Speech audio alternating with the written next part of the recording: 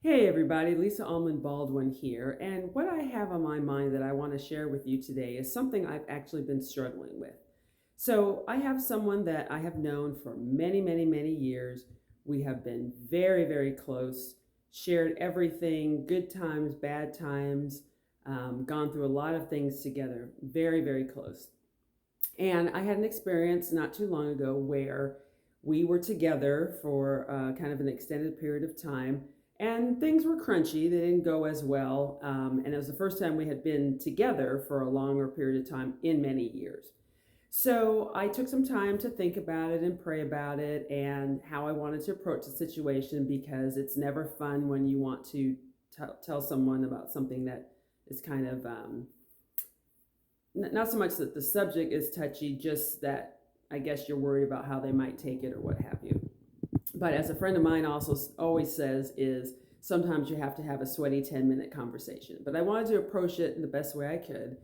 So I picked a time, asked her if she was able to Zoom with me, and we set up a time. And to make a long story short, um, I was really surprised and taken back that she didn't even acknowledge any of the things that I said that transpired in the interaction that we had at the time I was referencing. And it wasn't about what I didn't want was trying to tell her you did A, B, and C, and I want you to admit to it. It was, this is what I experienced. This is what I was feeling.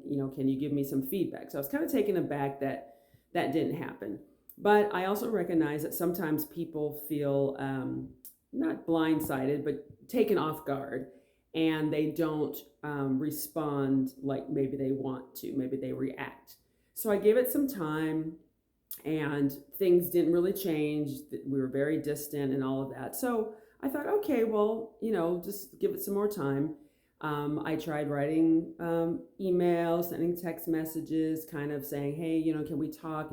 I'm sorry that things were kind of crunchy, but maybe we can talk about it. So, make a long story short, it's been a long time. There's been no movement on her end, and I've been really hurt by that. And so, as time has gone on, I've gone through some other things in my life that I typically would share with this person and get their feedback, and just that has not been there. So, in a way, I felt a little abandoned, a little disrespected, just couldn't understand, why we've been so close all these years, why now, just because there's something that I brought up, that, what I felt like she's kind of dropping out. But I was thinking about that today, and I remember something a therapist told me a long time ago. And she said, everything is not about you. And she didn't mean it as, I was thinking that the world centers around me or that I was really ego driven. And she didn't mean it as there's something bad or wrong about this person that I have this relationship with. But what she was saying is everything is not about you. Sometimes other people are going through things that we don't know about or maybe that we don't understand. Sometimes, like I said before, people just react differently to something that you've said or done, and it takes them a while to come around. And sometimes it could be just none of that. It's how they are feeling about themselves, perhaps, or something that day. But what she was trying to tell me is don't take everything personally. Everything is not about me. So you might want to look at where in your life, consciously or subconsciously, are you taking things to mean about you? Maybe a friendship that has taken a turn in the other direction. Maybe I don't know, thinking someone's not respecting you like they should, hoping for a different outcome on a situation. Um, Anything that you can think of where if you really sit down and drill on it, am I taking it to mean that there's something flawed with me, there's something wrong with me, this person has disappeared, and so it's a reflection on who I am as a person?